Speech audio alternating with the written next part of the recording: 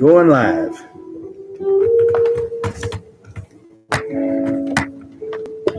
Says we're live on YouTube. Can you believe that, Paul? You're live.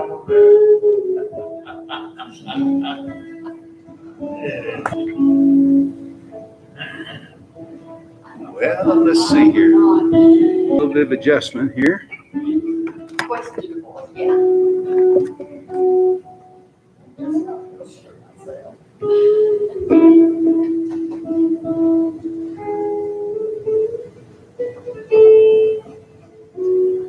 I can't make it look any better. All right, if you're on YouTube, send the word out that we'd like to invite anybody that you know to join us, Liberty Island Baptist Church, in worship tonight. And we're about 30 seconds from Larry kicking it off, and we're going to worship the Lord in song. And we just had a big storm here in Texas County. Maybe we'll sing some folks in yet. So, Brother Larry Crump, you lead us. Okay. We're going to sing Worthy is the Lamb. It's one we do every once in a while, and we do have a God that's worthy. Let's praise Him tonight as we sing. Amen. Turn me off, Chris, for a minute.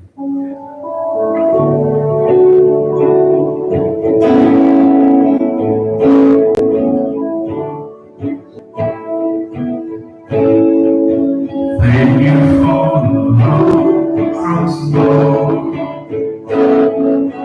Thank you for the price you paid.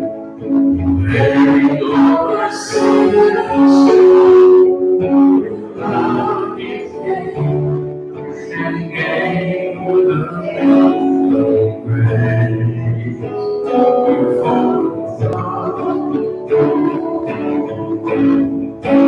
Thank you for the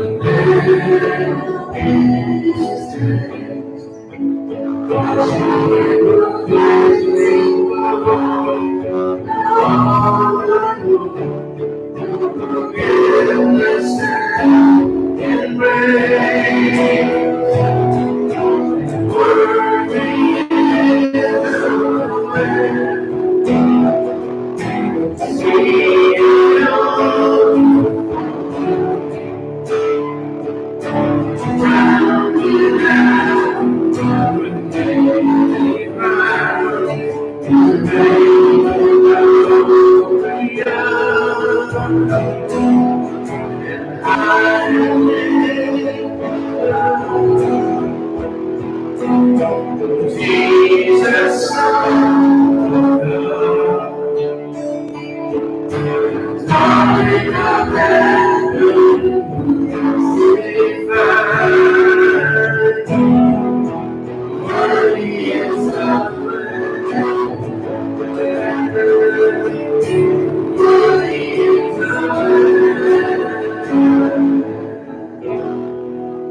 thank you for this cross.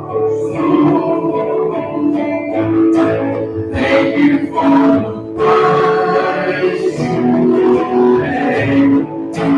There you are, my soul. You love you gave and gave amazing grace. Thank you for the love. Thank you for the name.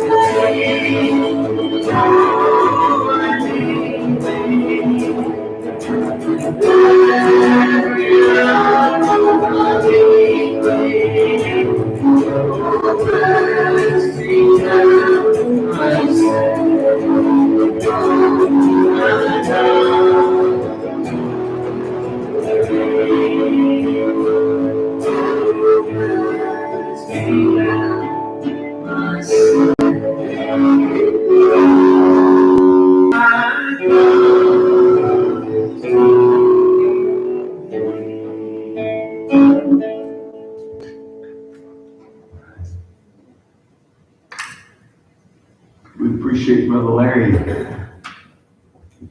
leading us tonight. Brother D and Cheyenne are headed off on a well-deserved vacation. They haven't had many days off, and we're lost without D here because between him and Chris and some of the other guys, Larry and them, I don't know what's going on.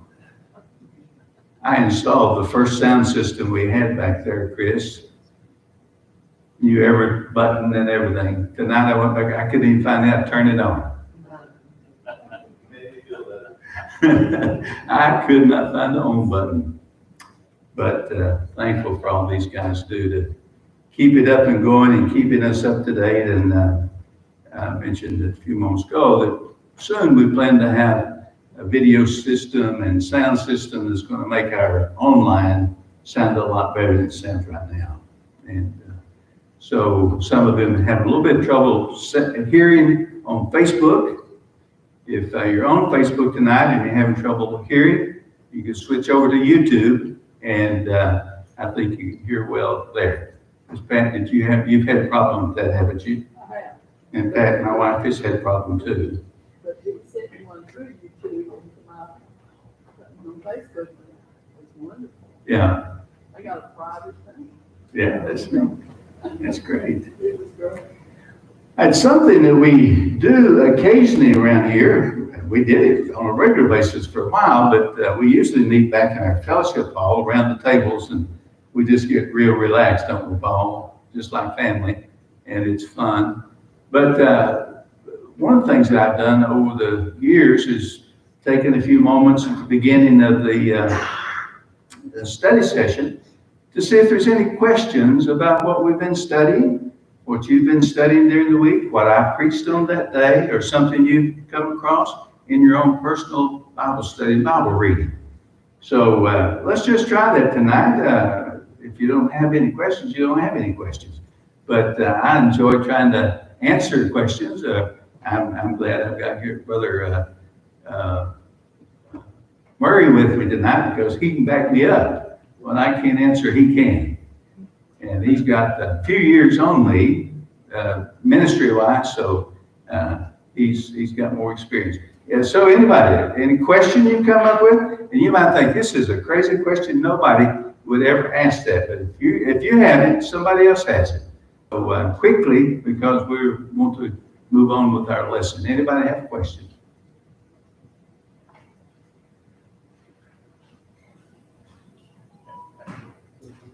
You got one written down that you're looking for? All right, evidently not. So we'll move to our study. We're studying in the book of Proverbs using the Explore the Bible series with Lifeway Publishers. And we're in chapter 4 tonight. And actually, I think it covers most of that chapter, chapter 4, 1 through 27. We'll not have time to look at all that. I think our focal passage will begin in verse 11, chapter 4, verse 11.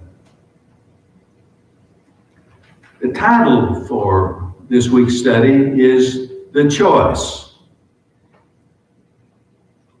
And life is full of choices, isn't it? Every day we make choice after choice after choice. It's hard to decide. Am I going to go to the refrigerator and get me a cold drink or not? You have to make a choice. I'm awful tired, but I'm awful thirsty. So you have a choice to make. People make a choice. I'm going to get up and go to church today. Or when the time comes, well, you know, I worked awful hard yesterday and it might rain and I really need a little more rest. And so make a choice. But life is full of choices. Some of them are benign, not going to make a lot of difference in the outcome of our lives.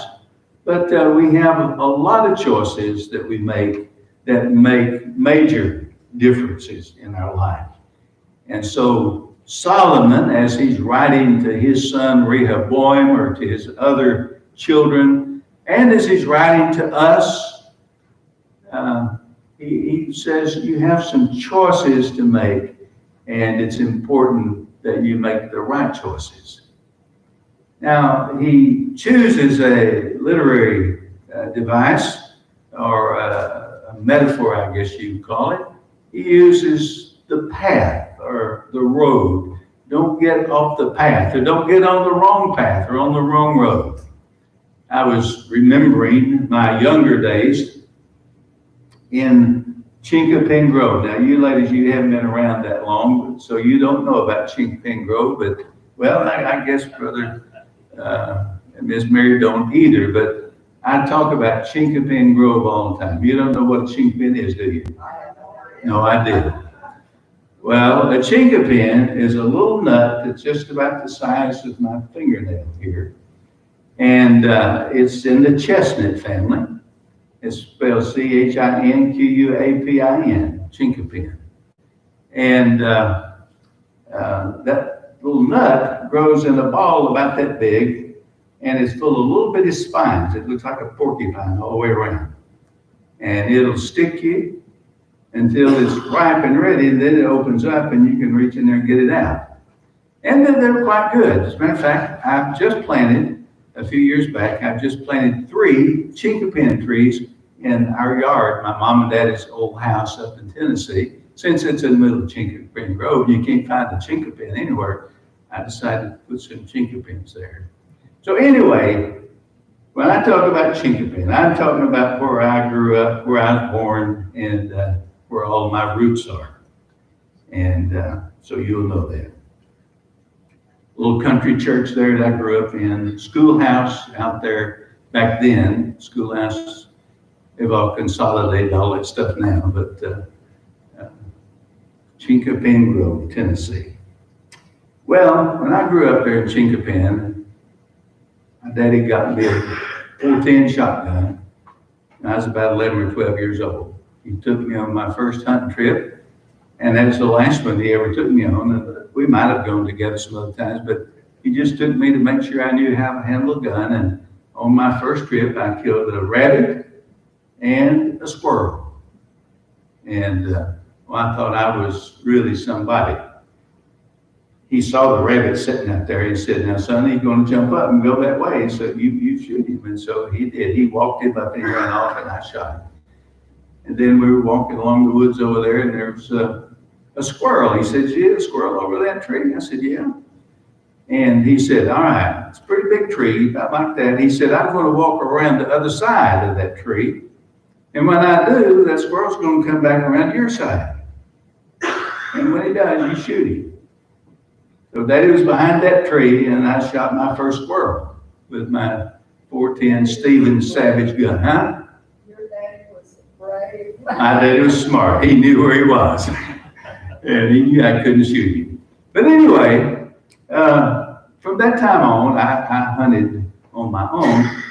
And I remember I was about 15, 16 years old. I was going to go squirrel hunting. Because that September, October, you go squirrel hunting up there. And you don't go early because the squirrels get up early. They eat early.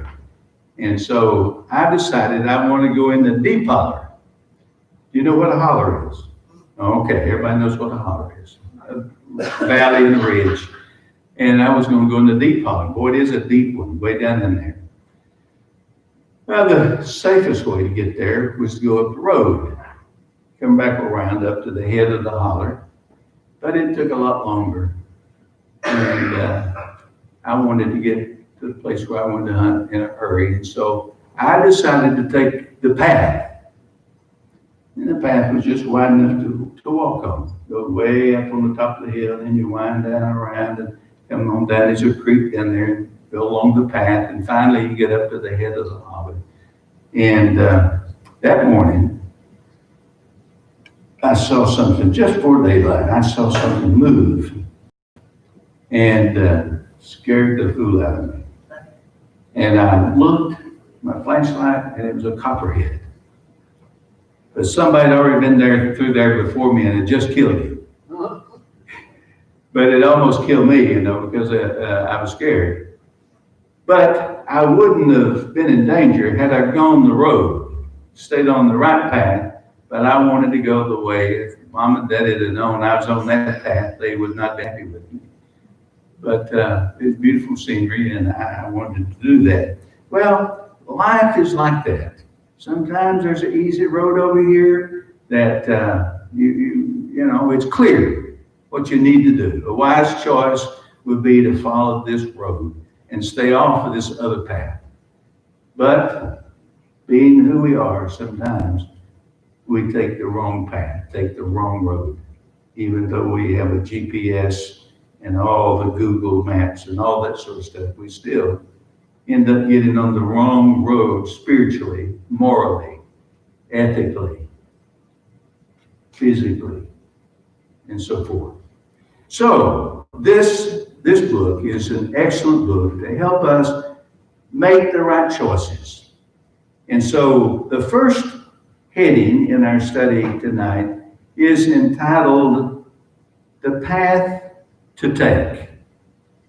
So verses 11, 12, and 13 advises us. Solomon is advising his son or his sons, or those young people who are going to grow up, advising us. It's in the scripture, so it's there just as much for us as it was for his sons.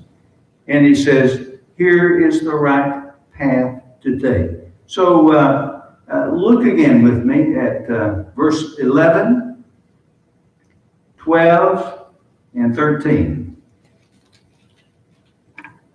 Again, he addresses his son. He said, I want you to accept my words, and you'll live many years. If you'll follow my advice, you're going to have a good, long life. I'm teaching you the way of wisdom. I'm guiding you on the straight path, trying to keep you off of those side roads, trying to keep you off of those paths that are going to lead you to destruction or to pain and sorrow. So he said, I'm guiding you. Now, who is it that's guiding him? Well, wisdom. He's begun talking about wisdom, and wisdom he treats as a person for literary purposes. It's not unusual to give a title as if someone is a person. We have a hurricane that forms and we give it a name. Well, that name is not the hurricane itself, but that's what we identify it with. Well, he gives this thing wisdom a name, or treats it like it's a person, like a hurricane, or like a tropical storm, and he really thinks highly of wisdom. Now, for those of you who missed the first couple of weeks of our study here, we sort of delineated between knowledge and wisdom. Knowledge, in this context, in Proverbs, they're very similar. But in our life experiences, knowledge and wisdom are really two separate things. Knowledge is that which we gain from studying books and memorizing and going to school and experience. We get knowledge. You never had a flat tire like I talked about this morning. You don't have the knowledge usually to take that lug nut off and take that thing off and put it spare back on and get home. Now, if you've done that, you have the knowledge. It doesn't take a lot of wisdom, it just takes a know-how, knowledge. Well, wisdom is much different than that. Wisdom is an evaluative word. Wisdom is the concepts and the meaning and the feelings and the values of life. And so wisdom, well, you can study Confucius, and supposedly he was a wise man. And you can study Confucianism, or you can study Taoism or Buddhism or some of the other isms. But wisdom, as we understand in the Bible, comes only from God. Real wisdom is from God. And so for us to have wisdom, it means that we learn how to see things from God's perspective. We see things like God sees them. This morning we talked about how difficult life can get. And we read the 33rd Psalm. And in that Psalm, the psalmist said, he's the creator. He's the one in charge. And in the end, we can trust him. He's going to take care of us. Well, that's wisdom when you come to understand that God is God. And that if you have a personal relationship with him through Christ, you can be assured that whatever comes in your life, he's with you and he's going to care for you. That's wisdom. Seeing life from God's perspective. So when we look at our old world today, we look at all the international problems that our country faces. We look at all the social problems in our country that we face, all the political problems. These days, all the medical problems. We look at all the economic problems related to jobs and people being out of work and all the money that our country has borrowed and printed and so forth. We look at all that, and that can blow my mind if I let it. But I'm not going to look at it from the economist's point of view. I'm not going to look at it from the educator's point of view. I'm not going to look at it from the politician's point of view. I want to look at it from God's point of view, and that means God is still in charge and we're all right. Right? So that's what Solomon's talking about here. He talks about wisdom. And so he says the way of wisdom is God's way.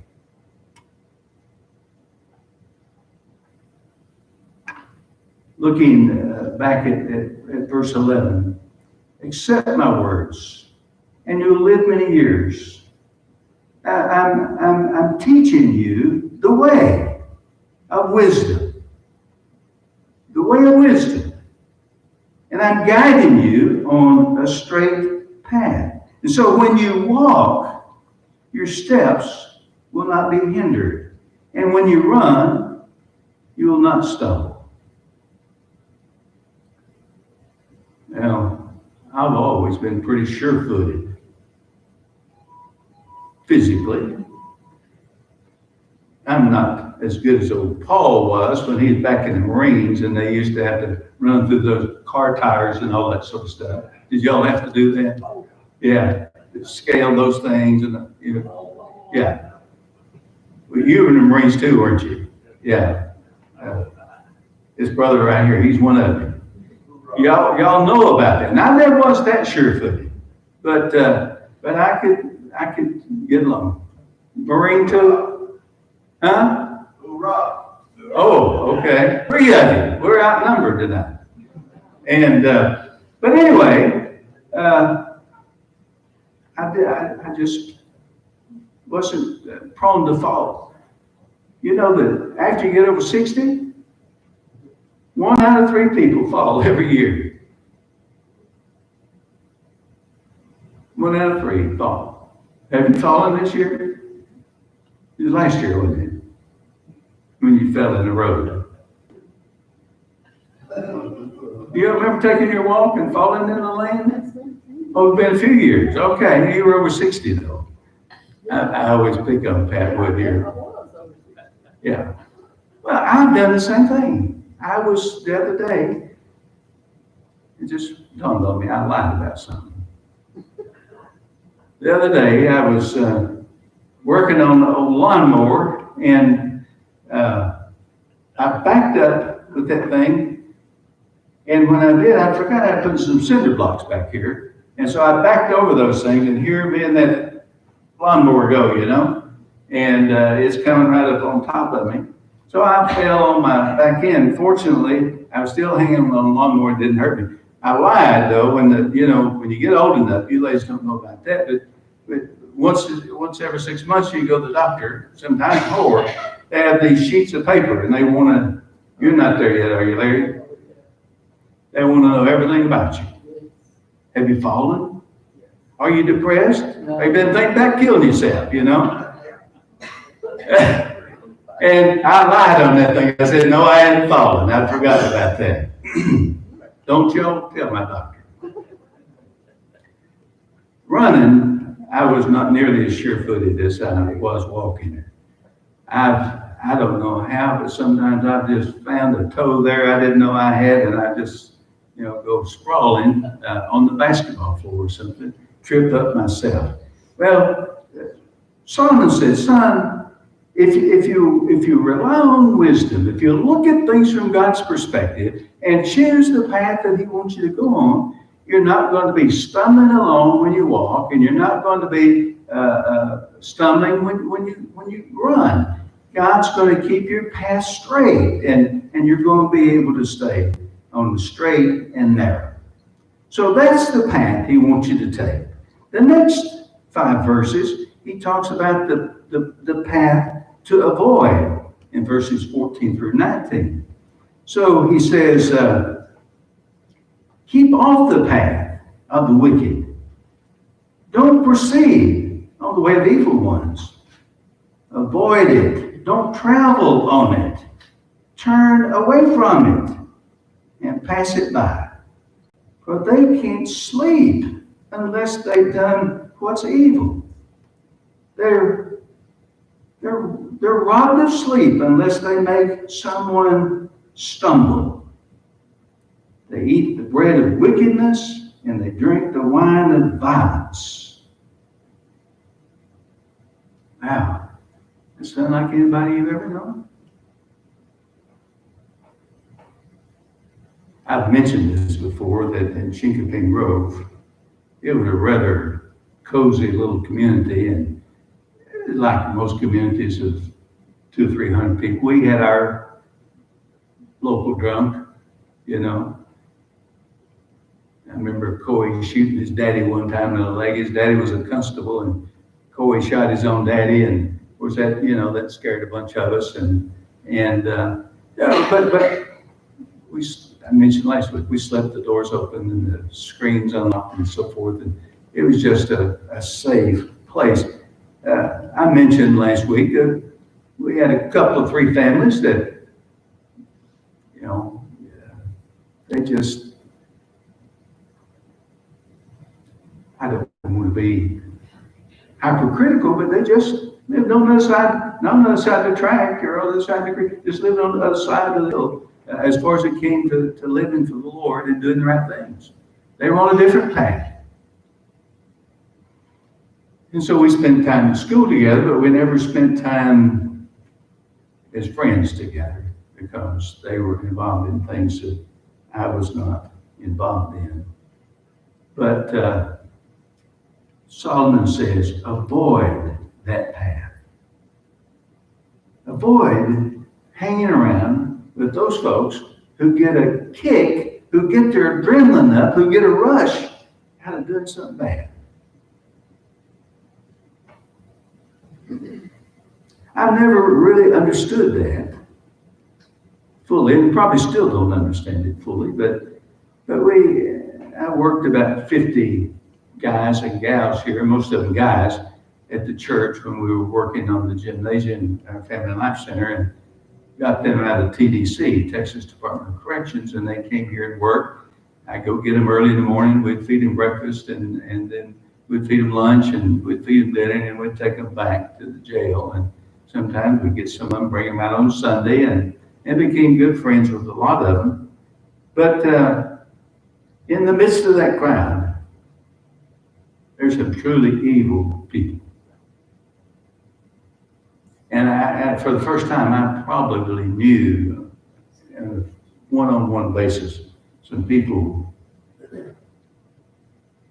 who just to the core were evil. One of them, I remember him going behind my back and complaining to some of the other inmates. That brother, he don't like me. He just treats me different than everybody else.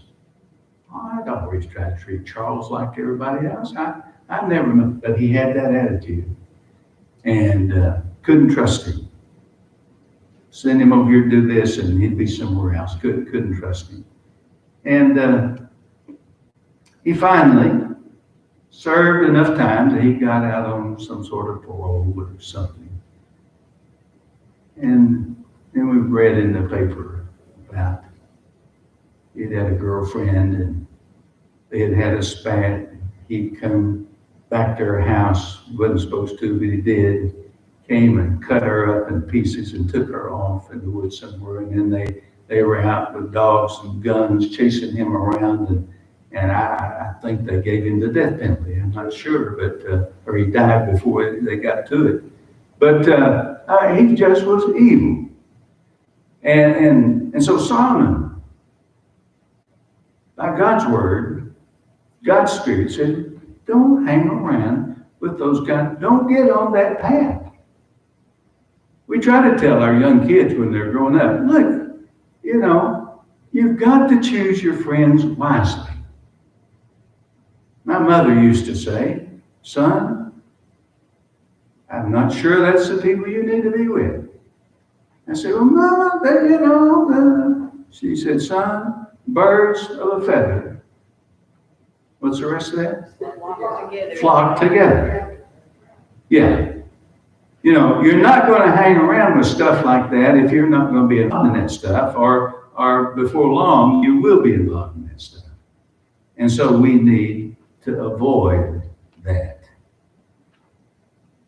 While we were working that group of folks here at the church, one young man told me, and I was shocked, but he told me, he said, but Larry, I'm tell you, he said, there ain't nothing like it. He said, when I go to break in a house, he said, I get this rush. My adrenaline comes up, and he said, I can't tell you how I feel. He said, it is awesome to feel like that. I said, are you serious? Yeah. And so he was addicted. And I don't know how many times they caught him. even stealing from his own folks, But then I've seen these programs on TV when, they just lay all this stuff out there. And they finally get down to solving the crime of all these 15, 20, 30 people that have been killed by this one person. It comes out in the testimony. He finally comes clean. He said, I enjoyed killing every one of them. I enjoyed killing people.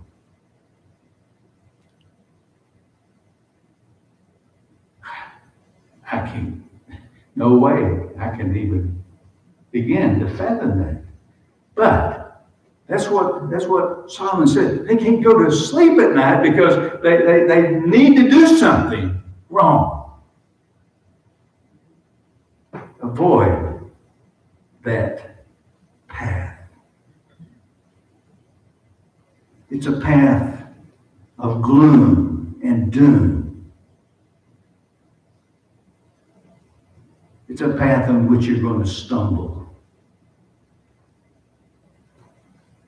But instead, he says, take the path where the sun shines, the righteous path, the path that God lights up, the path that God leads you to follow.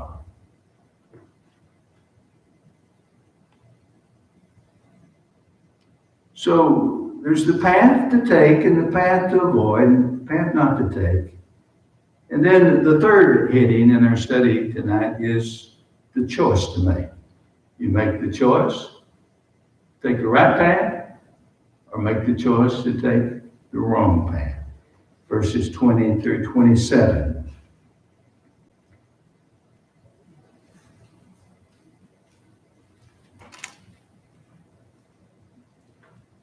My son, pay attention to my words. Listen closely to my sayings. Don't lose sight of them. Keep them within your heart, for they are life to those who find them and health to one's whole body. So this thing called wisdom, life from God's perspective, life, I think one simplified way to put it would be life according to God's word, life according to God's will, life according to the commandments, life according to wisdom. If you take that path, pay attention. Just be really serious about it. Listen closely to what I say. Don't lose sight. Keep them in your heart because they're going to be a blessing to you in your life. They're going to be health, mental stability, spiritual growth. They're going to be something special for you. Now, there's a general application here that he gives us. When you're young, or old, or male or female, or from whatever background, please, is that mine? Oh my goodness, it's my wife's right here. It's my brother calling. I bet that's going to mess up Facebook. We'll let it go. Hopefully it'll go back. But we forgot to put yours on silence. Hey, it's back on. Sorry, we got a call. But there's a general sense here in which Solomon says these apply to everybody, not just to young people, but to everybody. But then there's the specific part. I hope something's not bad wrong, but I'm going to reject it. We'll call him later. It's his wife's birthday. That's what it is. She's calling you back. It's Alice's 83rd birthday today. So she's calling you back. But anyway, but there's a sense in which some of these are applicable for young people, but there's some of them just apply to everybody. It's worth hanging on to for all of us. Don't lose sight of it. You know, when you grow up, don't forget those principles that mom and dad taught you. Keep them in your heart. Now, where is your heart? I mentioned that last week. It's not the pump. The heart is the seat of your being. It's who you are. It's where you live. It's how you think. It's your spirit, your soul, your mind. And so keep these things in your heart. In other words, make it a spiritual thing, not just in the knowledge, but in the wisdom of life. Hang on to these things that I've taught you and that God has taught you. He said they are life. And I've written that in my notes here, capital L, capital I, capital F, and capital E. They are life. Life to you as an individual, spiritually, mentally, emotionally, physically, relationally. And then their health. Health. How important it is for us to be healthy emotionally, healthy mentally, healthy relationally, healthy spiritually. The only way to maintain good mental, emotional, spiritual, physical health is to maintain a right relationship with God.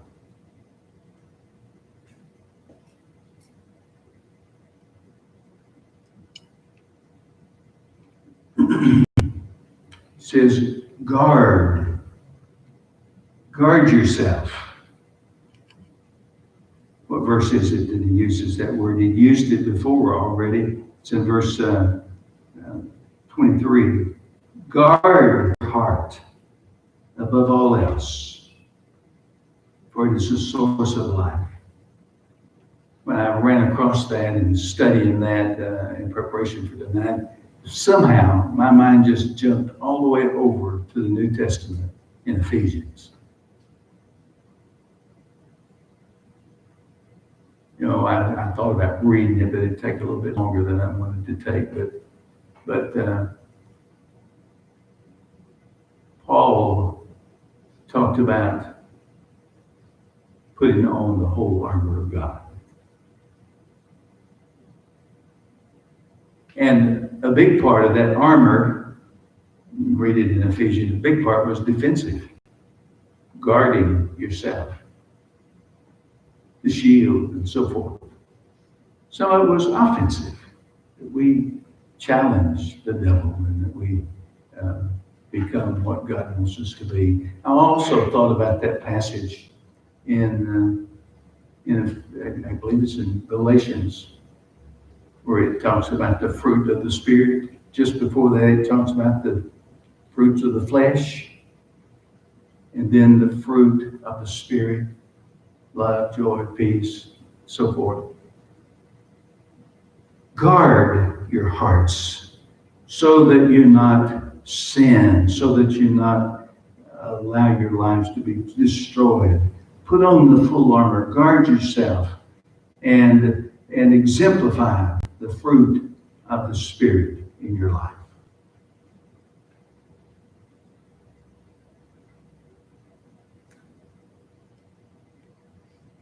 My mother was a wise woman. She was educated, very educated woman. And her main source of education was the Bible and the church and my daddy. She told me, son, my daddy said, your daddy taught me about everything I ever know about the Lord. Now, of course, she was a Sunday school teacher. But she had a 7th grade education. She wrote one of the most beautiful letters you'll ever read. Sometimes she didn't spell everything right. She'd spell wash, W-A-R-S-H, wash. I've still got one of those letters, wash. More than one. Just hung out the wash, she said. But a wise woman, and she knew how to put the curse on me. She knew how to control me. I started to date girls when I was about 23.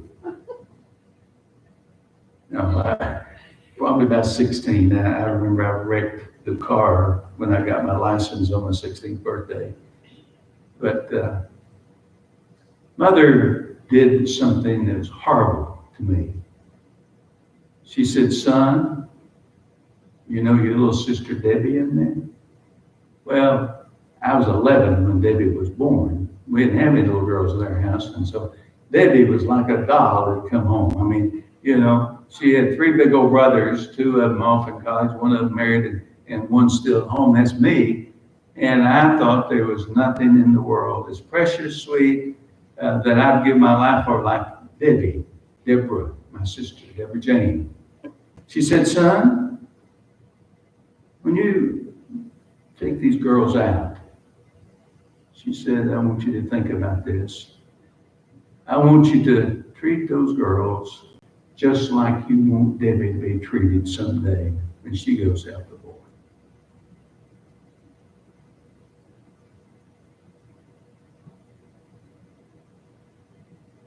That'll roll your mud flaps up on your car.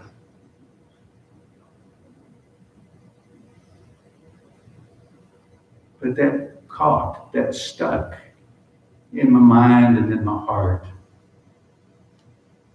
And I tried my best to be obedient to my mom in the way I treated young girls that I dated. Wisdom, a real wisdom. That's what David had imparted to Solomon. David had instructed Solomon. He makes reference to that in some of these Proverbs that David had instructed him, and now he's instructing his sons. He said, I want to impart these things to you so that you don't get on the wrong path, so you don't make some bad mistakes in your life. And then down the word at the end, he says, let your eyes look forward, for your gaze straight ahead. Again, my mind jumps immediately to the New Testament, in Hebrews. How was it the writer of Hebrews said, looking forward? You remember how that goes? Robert, how does that go? Looking at Jesus, the author and finisher of our faith. Yeah, that's one I'm thinking about. I think it's